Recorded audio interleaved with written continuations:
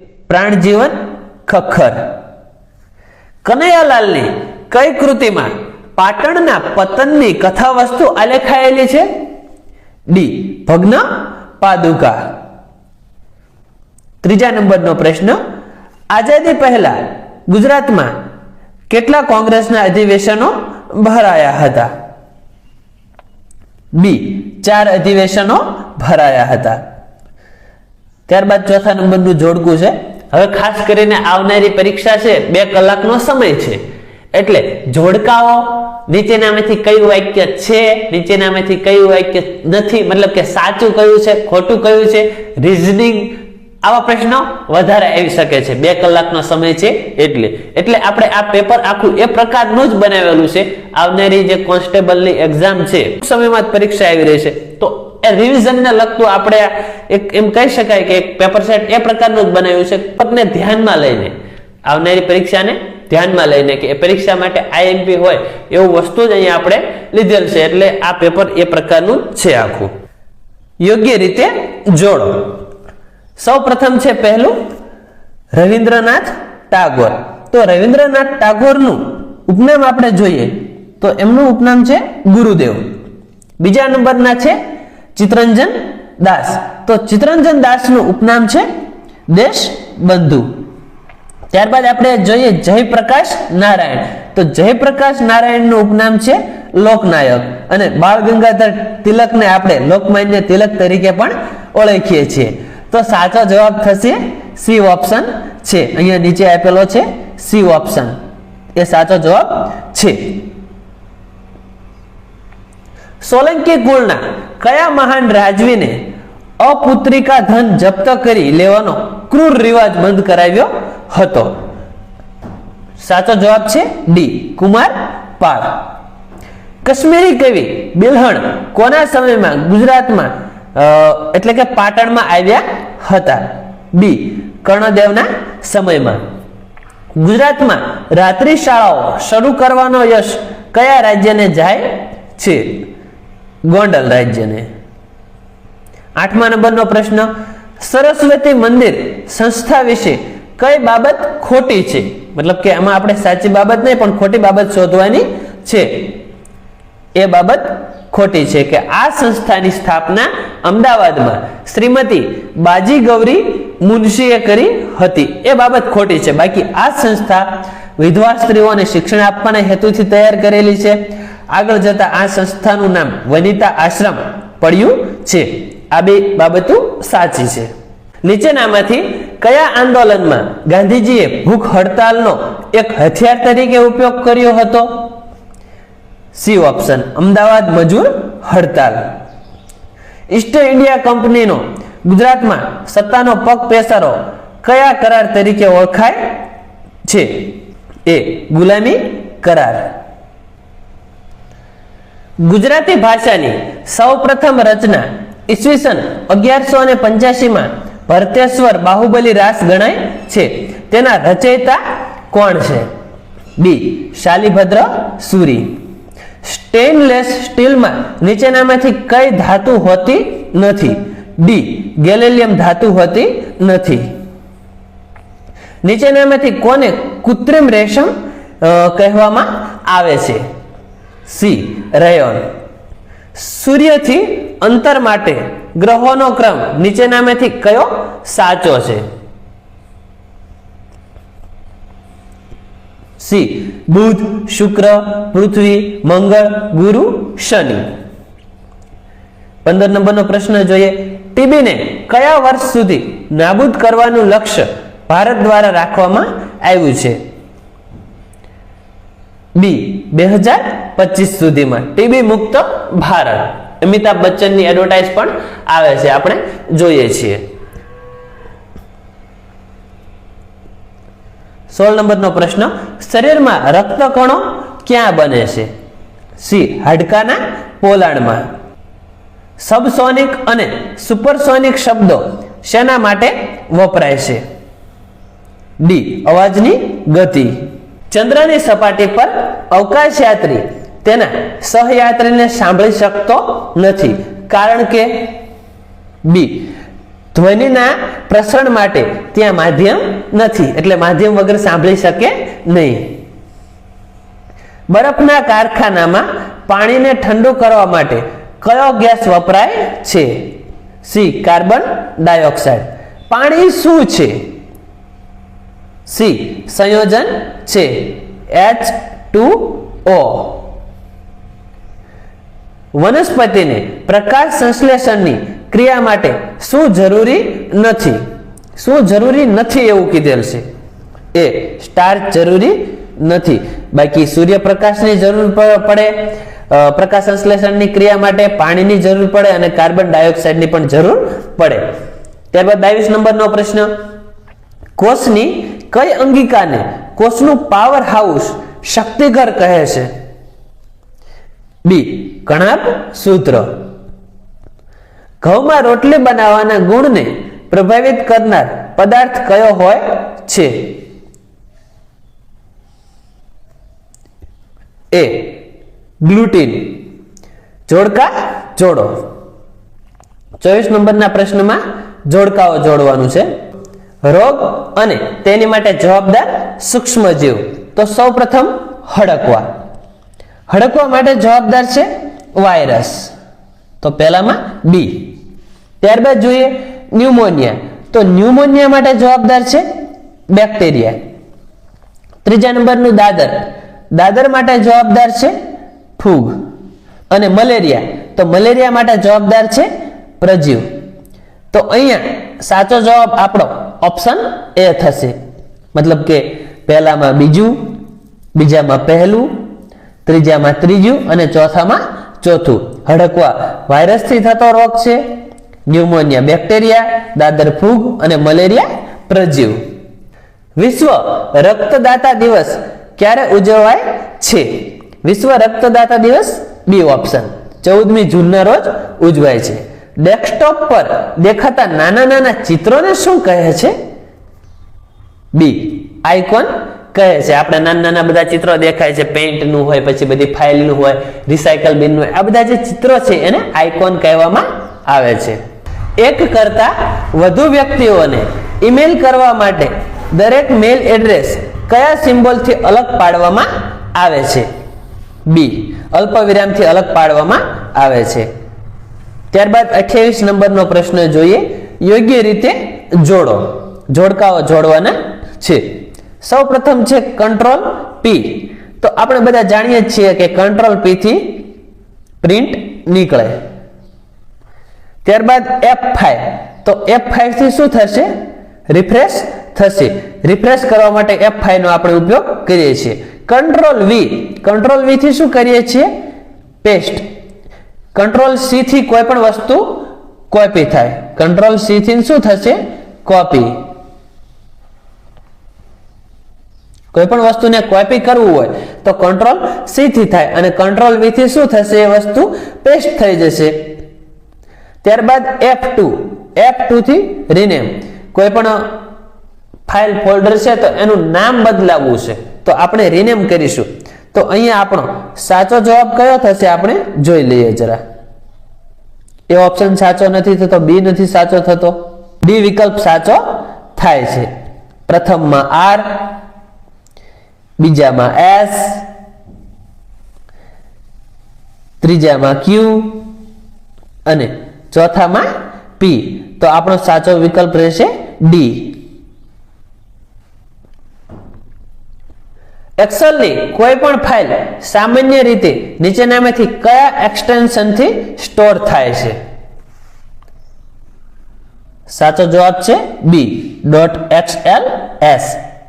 સૌ પ્રથમ બ્લૂટૂથનો વિચાર ખાલી જગ્યા કંપની દ્વારા કરવામાં આવ્યો હતો? બી એરિક્સન. એક વેબસાઇટ પરથી બીજી વેબસાઇટ પર જવાની ક્રિયાને શું કહે છે? બી સફિંગ. 32 નંબરનો પ્રશ્ન. ઈમેલ એકી સાથે કેટલા લોકોને મોકલી શકાય છે? ડી અસંખ્ય લોકોને મોકલી શકાય છે. 33 નંબરનો પ્રશ્ન.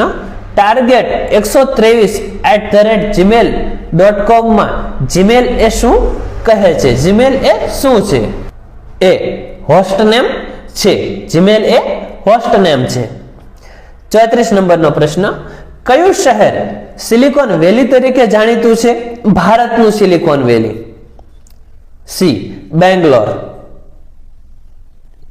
વેબસાઇટનું સરનામું નામ કયા નામથી ઓળખાય છે? એ URL થી ઓળખાય છે. નીચેનામાંથી કઈ વિડિયો ફાઇલનું એક્સટેન્શન નથી? બી MP3. MP3 એ ઓડિયો ફાઇલનું એક્સટેન્શન છે. બાકીના ત્રણેય છે એ વિડિયો ફાઇલના એક્સટેન્શન છે. એમાં MP4 તો આપણે જાણીએ જ છીએ, .avi પણ છે અને .mkv પણ છે. અલગ અલગ એપ્લિકેશન્સમાંથી જ્યારે આપણે મૂવી ડાઉનલોડ કરીએ છીએ ત્યારે ક્યારેક mkv અને .avi પણ પાછળ લખેલું હોય છે. ત્યારબાદ 37 નંબરનો પ્રશ્ન, તમારા કમ્પ્યુટરની માહિતી બીજા કમ્પ્યુટરમાં તબદીલ કરવાની પ્રક્રિયાને શું કહે છે? સાચો જવાબ છે બી ટ્રાન્સફરિંગ. જ્યારે તમારા કમ્પ્યુટરમાંથી કોઈક માહિતીને ઇન્ટરનેટ ઉપર જ્યારે નાખો ત્યારે એને અપલોડિંગ કહેવાય. જ્યારે નેટમાંથી કોઈ પણ માહિતી તમારા કમ્પ્યુટરમાં લો ત્યારે તેને ડાઉનલોડિંગ કર્યું કહેવાય છે.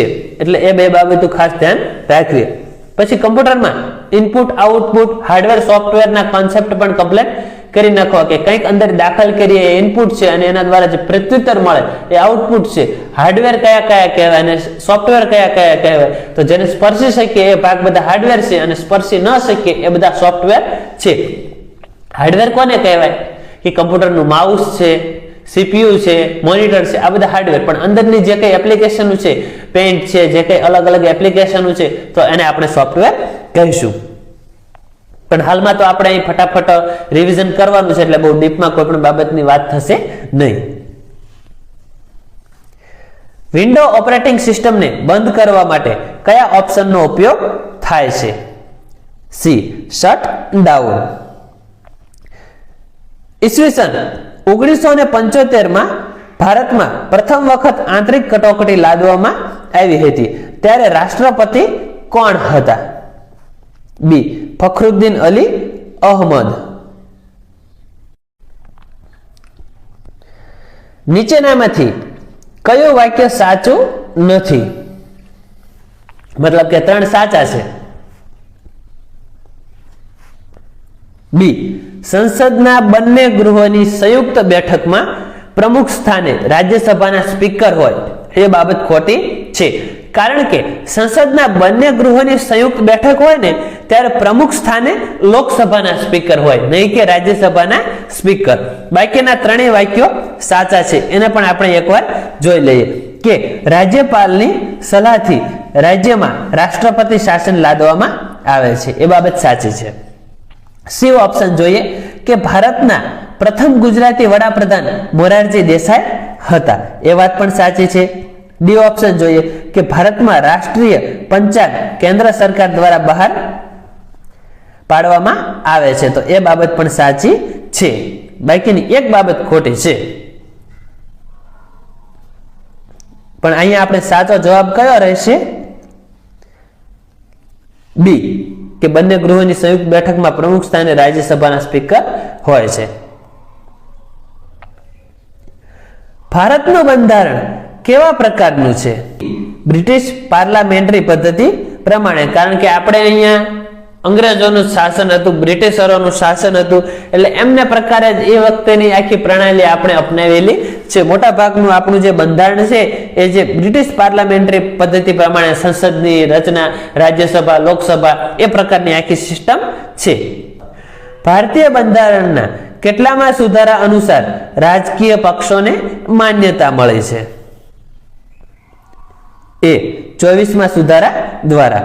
નીચેનામાંથી કયું રાજ્ય વિધાન પરિષદ ધરાવતું નથી? કયું રાજ્ય એવું છે જે વિધાન પરિષદ નથી ધરાવતું? સી રાજસ્થાન વિધાન પરિષદ ધરાવતું નથી.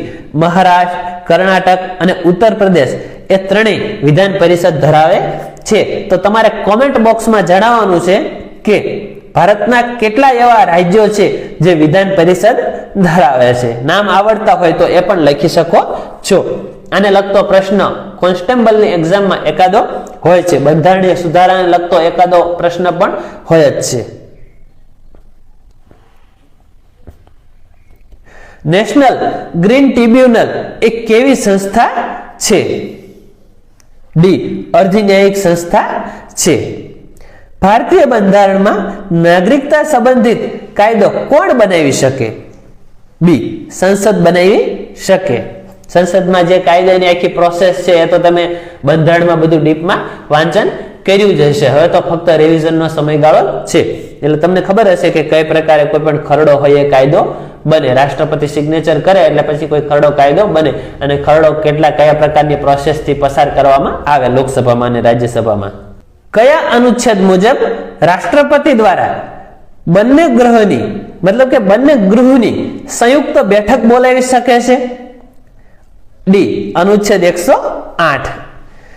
રાજ્યપાલની નિમણૂક કેન્દ્ર સરકાર દ્વારા થશે. આ પદ્ધતિ કયા દેશમાંથી લેવામાં આવી છે? એ. કેનેડામાંથી. મૂળભૂત અધિકાર અંતર્ગત જીવન જીવવાનો અધિકાર કયા અનુચ્છેદમાં આપેલ છે? ડી. અનુચ્છેદ 21માં. ભારતીય બંધારણના કયા ભાગમાં કટોકટીની જોગવાઈઓ વિશે ઉલ્લેખ કરવામાં આવ્યો છે? ડી. ભાગ 18માં. જો ભારત સંઘમાં નવા રાજ્યોનું સર્જન કરવાનું હોય તો બંધારણની કઈ અનુસૂચિમાં સુધારો કરવો પડે? એમ કે જો ભારત સંઘમાં નવા રાજ્યનું સર્જન કરવું હોય તો બંધારણની કઈ અનુસૂચિ છે એમાં આપણે સુધારો કરવો પડે? એ. પ્રથમ અનુસૂચિમાં સુધારો કરવો પડે. ત્યારબાદ 63 નંબરનો પ્રશ્ન છે, શ્રેણી પૂર્ણ કરો. 2, 10, 40, 120, 240. તો હવે આગળની સંખ્યા શું આવે તે શોધવાનું છે. 2 ગુણ્યા 5 કરીએ એટલે 10 આવે છે. 10 ગુણ્યા 4 કરીએ એટલે 40 આવે છે. 40 ગુણ્યા 3 કરીએ એટલે 120 આવે છે. 120 ગુણ્યા 2 કરીએ એટલે 240 આવે છે. તો 240 ગુણ્યા આપણે કેટલા કરીશું? 1 બરાબર કેટલા આવશે? 240 જ આવશે. તો અહીં સાચો જવાબ આપણો બને છે બી, 240. સૌપ્રથમ ગુણ્યા 5, પછી ગુણ્યા 4 થાય છે, પછી ગુણ્યા 3 થાય છે, પછી ગુણ્યા 2 થાય છે. તો હવે છેલ્લે શું આવશે? 240 ગુણ્યા 1. તો 240 ગુણ્યા 1 240 જ થાય. પરમાણુ ઉર્જા પ્લાન્ટને યોગ્ય રાજ્ય સાથે જોડો. એમાં પરમાણુ ઉર્જા પ્લાન્ટો આપેલા છે અને બી માં રાજ્યો આપેલા છે. સૌપ્રથમ પહેલું કાંકરાપાર. તો કાંકરાપાર ગુજરાતમાં આવેલું છે. ત્યારબાદ બીજું રાવતભાટા. તો રાવતભાટા રાજસ્થાનમાં આવેલું છે. ત્રીજા નંબરનું કૈગા. તો કૈગા કર્ણાટકમાં આવેલું છે અને તારાપુર મહારાષ્ટ્રમાં. તો અહીં સાચો જવાબ થશે આપણો ઓપ્શન એ. પહેલામાં એસ, બીજામાં ક્યુ, ત્રીજામાં પી અને ચોથામાં આર.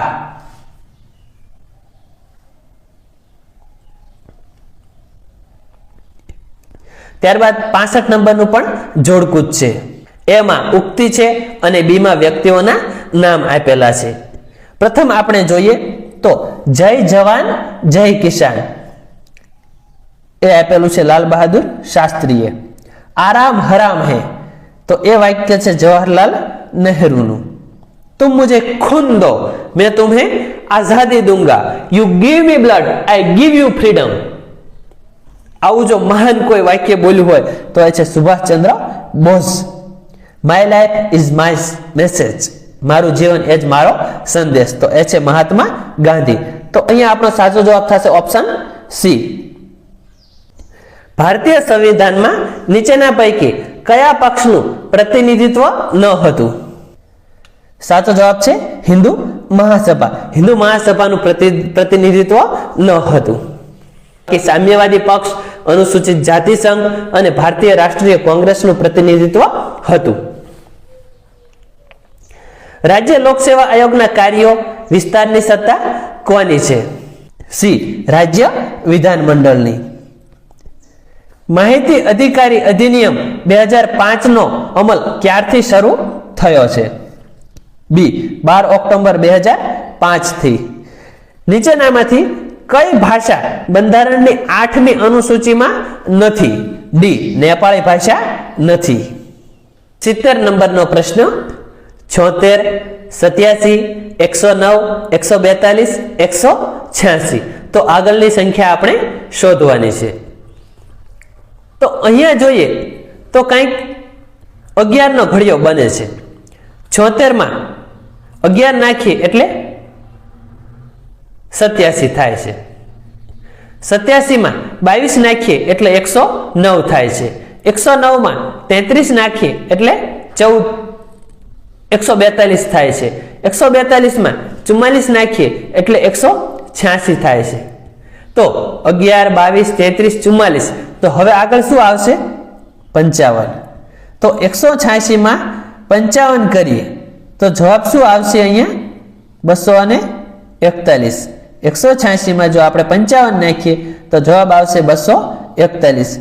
સાચો જવાબ છે ડી ઓપ્શન 241.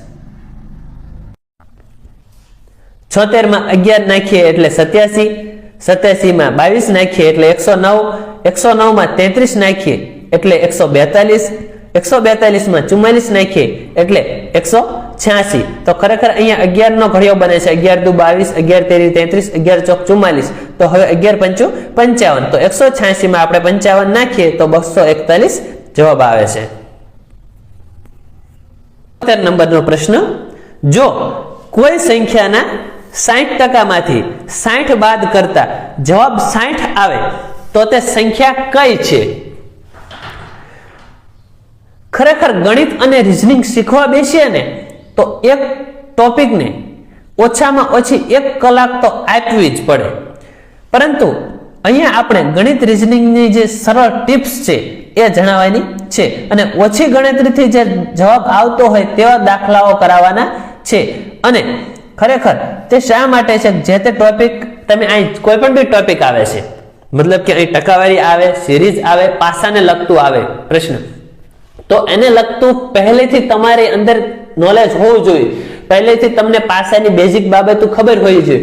પહેલેથી તમને ટકાવારી વિશેનું ચેપ્ટર જે કહે છે એની ખબર હોવી જોઈએ.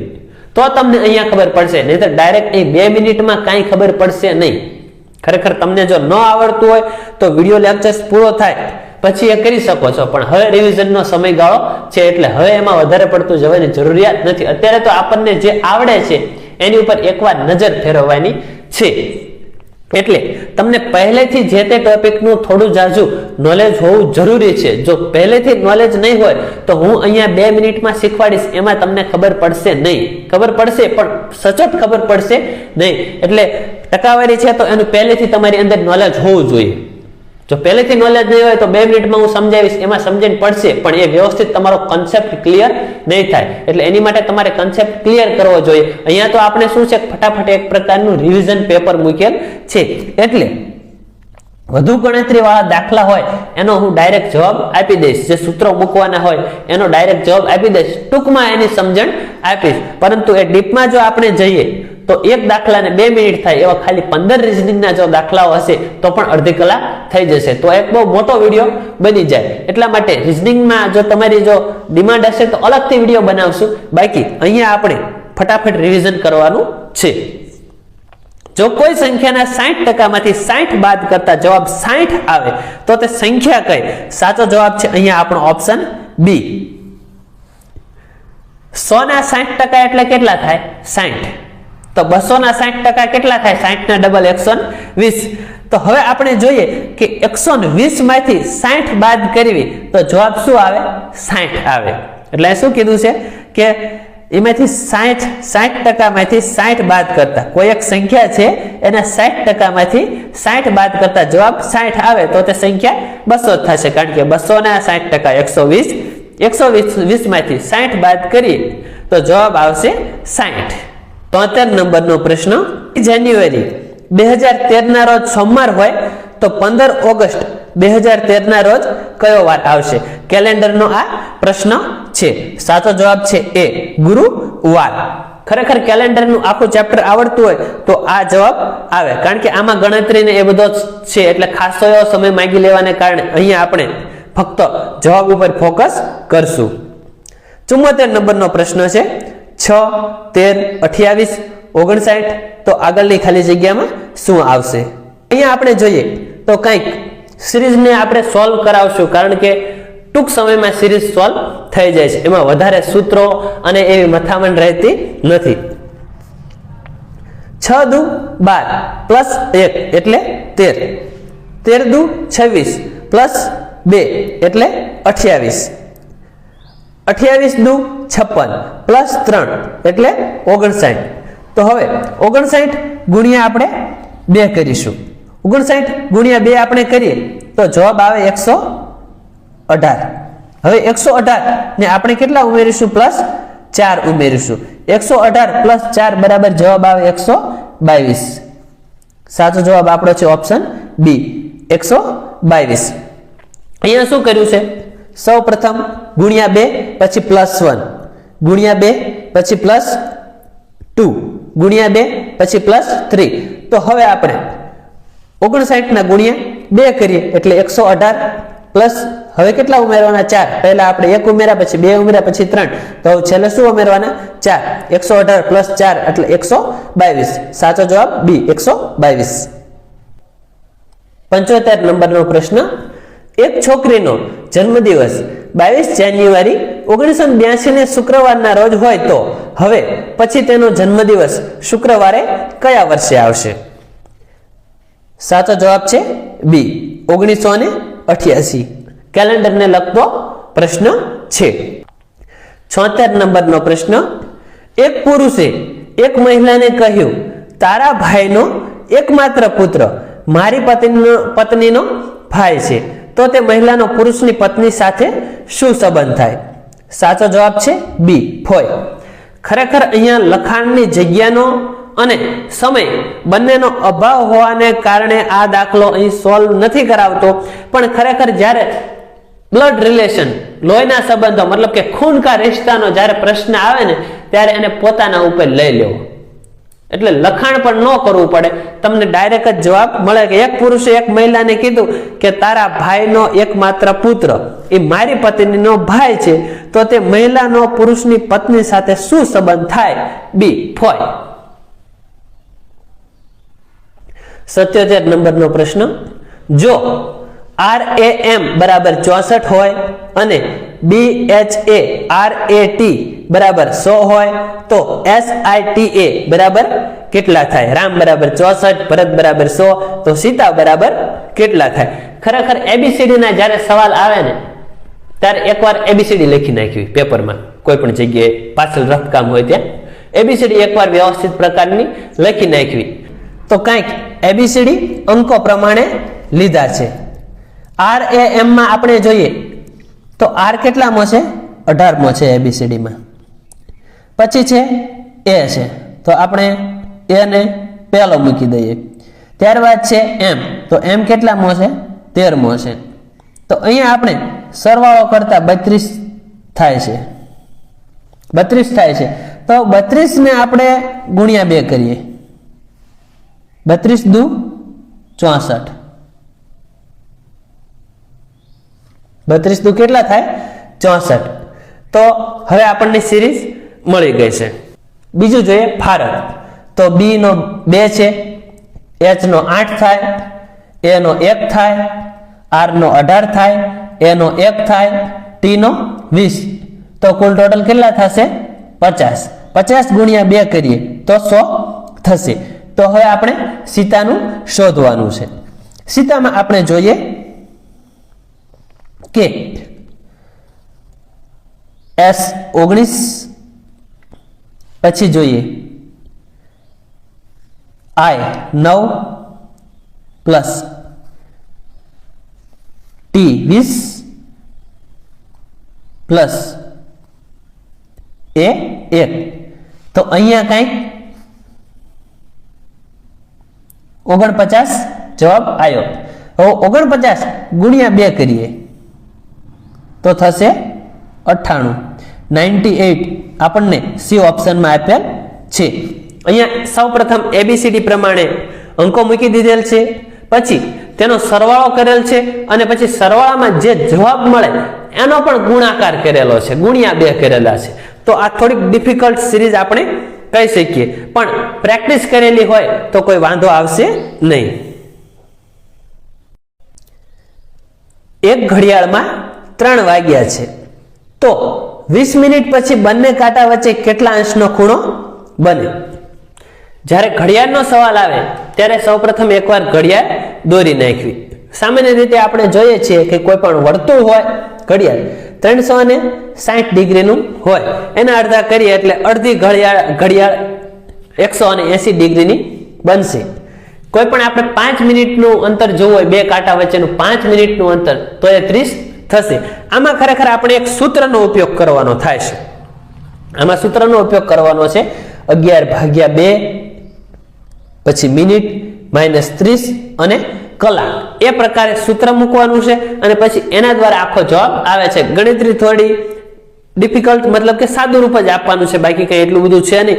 પણ અહીંયા આપણે જગ્યાના અભાવ અને સમય પણ ઓછો છે એટલે તમને ફક્ત હું શોર્ટમાં જણાવી દઉં તો 11/2 ગુણ્યા મિનિટ મૂકવાની છે, તો મિનિટ 20 છે, -30 અને કલાક આપણે કેટલી છે 3, એટલે તો ત્યાં 90 થઈ જશે.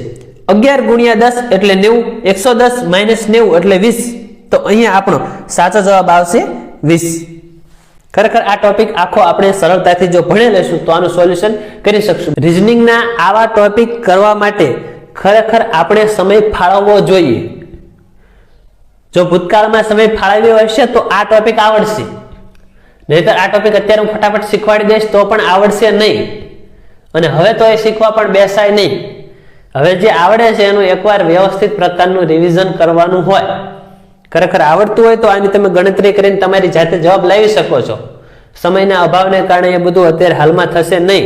એ છતાં જો તમારે જો ગણિત રીઝનિંગના વિડીયોઝ લેક્ચર્સ જોવા હોય તો એનો બીજો આપણે વિડીયો મૂકીશું. 79 નંબરનો પ્રશ્ન. એક હરોળમાં 5 છોકરી બેઠી છે, 5 છોકરીઓ બેઠી છે. માયા રીનાની ડાબી બાજુ છે, દયા રીનાની જમણી બાજુ છે, દયા મીનાની ડાબી બાજુ તથા ઈવા મીનાની જમણી બાજુએ બેઠી છે. તો બધાની વચ્ચે કોણ છે? જ્યારે આવું આવે ત્યારે આપણે એક રેખા, મતલબ કે એક લીટી દોરી નાખીશું. સૌપ્રથમ શું વાત કરી છે કે માયા રીનાની ડાબી બાજુ. અહીંયા આપણે ફક્ત જગ્યાના અભાવને કારણે માયા છે તો એમ, રીના છે તો આર જ મૂકીશું. માયા રીનાની ડાબી બાજુ, માયાને આપણે એમ કરીએ, બરોબર. રીનાની કઈ બાજુ? આપણે સૌથી પ્રથમ આ બાજુ ડાબી બાજુ મૂકીશું, આ બાજુ જમણી બાજુ મૂકીશું. તો માયા રીનાની કઈ બાજુ છે? ડાબી બાજુ. તો માયા આ બાજુ આવશે, રીના અહીંયા આવશે. બીજું વાક્ય છે દયા રીનાની જમણી બાજુ છે, દયા રીનાની જમણી બાજુ, મતલબ જમણી બાજુ આ બાજુ, તો દયા અહીંયા આવશે, રીનાની જમણી બાજુ છે. પછીનું વાક્ય જોઈએ, દયા મીનાની ડાબી બાજુ, દયા મીનાની કઈ બાજુ છે? ડાબી બાજુ. તો મીના પણ એની દયાની જમણી બાજુ જ આવશે. હવે છેલ્લું વાક્ય શું છે? તથા ઈવા મીનાની જમણી બાજુ. હવે ઈવા કોની બાજુ છે? મીનાની જમણી બાજુ, મતલબ કે અહીંયા ઈવા હોવી જોઈએ, ઈવા. તો બધાની વચ્ચે કોણ છે? તો સૌપ્રથમ આપણે જોઈએ કે 1 2 3 4 અને 5 બધાની વચ્ચે અહીંયા આપણને કોણ દેખાય છે? ડી. ડી મતલબ કે દયા. સાચો જવાબ છે એ, દયા. રોમન અંક મુજબ x બરાબર 10, l બરાબર 50, c બરાબર 100, cm બરાબર 900 અને m બરાબર 1000. તો mcml xxv બરાબર કેટલા થશે? આ દાખલામાં ખરેખર કાંઈ છે નહીં, ફક્ત એક સરવાળો જ છે, સિમ્પલ છે. સૌપ્રથમ mcml xxv એવું સીધમાં લખી નાખવાનું છે. સીધું લખી અને પછી તેની જે રકમ છે એ રકમ મૂકી દેવાની છે અને નીચે બધાનો સરવાળો કરવાનો છે. તો સરવાળો કરતા જવાબ આપણને 1975 મળે છે. 1975 આપણને સી ઓપ્શનમાં આપેલો છે. બધા અંકો લાગત અહીંયા એમસી એવી રીતે લખી અને પછી એની જે પ્રકારની વેલ્યુ છે એ પ્રકારની વેલ્યુ એની લખી નાખવાની છે. ધ્યાન એટલું રાખવાનું છે કે cm બરાબર 900, cm બંનેના ભેગા થઈ અને 900 મૂકવાના છે. એનો ફક્ત એક નાનકડો સરવાળો કરવાનો છે તો 1975 જવાબ આવે છે. એ સી ઓપ્શનમાં આપેલ છે. એક પાસાની બે સ્થિતિ નીચે દર્શાવી છે. જો બે તળિયે હોય તો ઉપલી સપાટીએ શું આવે? તો અહીંયા સાચો જવાબ છે 3. ખરેખર અહીંયા આખો પાસાને ખોલી અને દર્શાવવો પડે છે. સમયના અભાવે અત્યારે સોલ્યુશન થશે નહીં. મેરેથોન દોડ કુલ કેટલા કિલોમીટરની હોય છે? સાચો જવાબ છે એ 42.195 કિમી એટલે 26.219 માઇલ. જો પ્લસ એટલે ભાગ્યા, માઇનસ એટલે ગુણ્યા, ભાગ્યા એટલે પ્લસ અને ગુણાકાર મતલબ કે ગુણ્યા એટલે માઇનસ હોય તો 10 - 2 ભાગ્યા 4 ગુણ્યા 10 પ્લસ 5 બરાબર કેટલા થાય?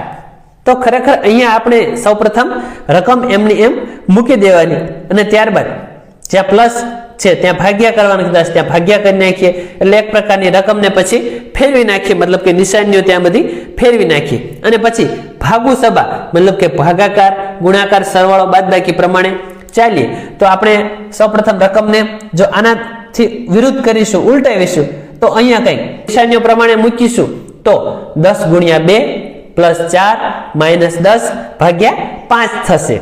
હવે અહીંયા આપણે જો ગણતરી કરીશું તો જવાબ આવશે 22. એ ઓપ્શન સાચો છે. તમારે જો પ્રેક્ટિસ કરવી હોય તો નોટ પેન લઈને કરી શકો છો. સૌ પ્રથમ રકમ એમની એમ મૂકી દેવાની છે, પછી ઉપર જે પ્રકારની નિશાનને ઉલટાવવાની કીધી છે એ પ્રકારની નિશાનને ઉલટાવી એટલે 10 ગુણ્યા 2 પ્લસ 4 માઇનસ 10 ભાગ્યા 5 એક એવી નવી રકમ બને છે અને પછી એને આપણે ભાગુ સબા પ્રમાણે કરીએ તો જવાબ 22 આવે છે. વેળાવદરનું અભયારણ્ય કયા વન્ય પ્રાણી માટેનું અભયારણ્ય છે? સી કાળિયાર માટેનું. 85 નંબરનો પ્રશ્ન. ગુજરાતમાં નર્મદા યોજનાનો પ્રારંભ શિલારોપણ કયા વર્ષમાં થયો હતો? સી 1961માં. રતનમહાલના જંગલોમાં કયા વન્ય પ્રાણીનું અભયારણ્ય આવેલું છે? બી રીંછ, રતનમહાલ રીંછ અભયારણ્ય. ઉત્તર ગુજરાત કયા કૃષિ પાક માટે વિશેષ જાણીતું છે? સી ઈસબગુલ. ઈસબગુલની ખેતી ત્યાં ખૂબ જ થાય છે. પ્રસિદ્ધ સુપાણેશ્વરનો ધોધ કઈ નદી પર આવેલો છે? એ નર્મદા નદી ઉપર. ટાઇટેનિક જહાજ કયા મહાસાગરમાં ડૂબ્યું હતું? સી એટલાન્ટિક મહાસાગરમાં. 90 સુરસાગર તળાવ કયા શહેરમાં આવેલું છે? એ વડોદરામાં. કચ્છનું નાનું રણ કયા પ્રાણી માટે જાણીતું છે? ઘુડખર માટે. હાઇડ્રો પાવરમાં વિદ્યુત ઉત્પાદન માટે નીચેનામાંથી કોનો ઉપયોગ થાય છે? ડી પાણીનો ઉપયોગ થાય છે. વિદ્યુત ઉત્પાદન માટે પાણીનો ઉપયોગ થાય છે. ગુજરાતમાં કયા એરપોર્ટ ઉપર સૌપ્રથમ વિમાન હોટેલ શરૂ કરવામાં આવી છે? સાચો જવાબ છે ડી વડોદરા. 94 નંબરનો પ્રશ્ન. કર્કવૃત એટલે? સાચો જવાબ છે બી 23.5 ઉત્તર અક્ષાંશ. આઇલેન્ડ વેલી કયા રાજ્યમાં આવેલું છે? ડી કેરળમાં. 96 છે યોગ્ય રીતે જોડો. આપણા નેતાઓ છે અને એમના સમાધિ સ્થળો છે તો યોગ્ય રીતે જોડકું જોડવાનું છે. પ્રથમ છે મહાત્મા ગાંધી, તો ગાંધીજીની સમાધિ સ્થળનું નામ શું છે? રાજઘાટ. ત્યારબાદ લાલ બહાદુર શાસ્ત્રી, તો એમની સમાધિનું સ્થળનું નામ શું છે? વિજયઘાટ. ઇન્દિરા ગાંધી, ઇન્દિરા ગાંધીની સમાધિ સ્થળનું નામ શું છે? શક્તિઘાટ. જ્ઞાની ઝૈલસિંહ, જ્ઞાની ઝૈલસિંહની સમાધિ સ્થળનું નામ શું છે? એકતા સ્થળ. તો અહીંયા સાચો જવાબ આપણો થાય છે પ્રથમમાં આર, બીજામાં પી, ત્રીજામાં એસ અને ચોથામાં ક્યુ. મહાત્મા ગાંધી રાજઘાટ, લાલ બહાદુર શાસ્ત્રી વિજય ઘાટ, ઇન્દિરા ગાંધી શક્તિ ઘાટ અને જ્ઞાની ઝૈલ સિંહ એકતા સ્થળ. પૃથ્વીના વાતાવરણના કયા આવરણમાં સેટેલાઇટ છોડવામાં આવે છે? પૃથ્વીનું કયું એવું આવરણ છે કે જ્યાં વાતાવરણમાં આપણે સેટેલાઇટ છોડીએ છીએ? સાચો જવાબ છે બી, ઉષ્માવરણ, થર્મોસ્ફિયર પણ એને ઇંગ્લિશમાં આપણે કહીએ છીએ.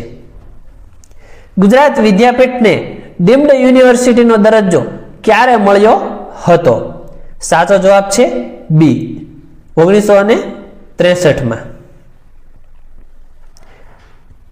નીચેનામાંથી કઈ બેંકનું ચિહ્ન એટલે કે લોગો પ્રકાશિત તારો છે? સાચો જવાબ છે બી, બેંક ઓફ ઇન્ડિયા. એનો લોગો પ્રકાશિત એક ઝળહળતો તારો છે. ત્યારબાદ આ વિડીયોના અંતિમ પ્રશ્ન તરફ પ્રયાણ કરીએ. પ્રશ્ન નંબર 100, જોડકું ગોઠવો. સ્પર્ધાનું નામ અને રમત. સ્પર્ધાનું નામ મતલબ કે એ રમત ક્ષેત્રે કયો કપ સંકળાયેલો છે, કયો એવોર્ડ આપવામાં આવે છે. સૌપ્રથમ આપણે જોઈએ સંતોષ ટ્રોફી.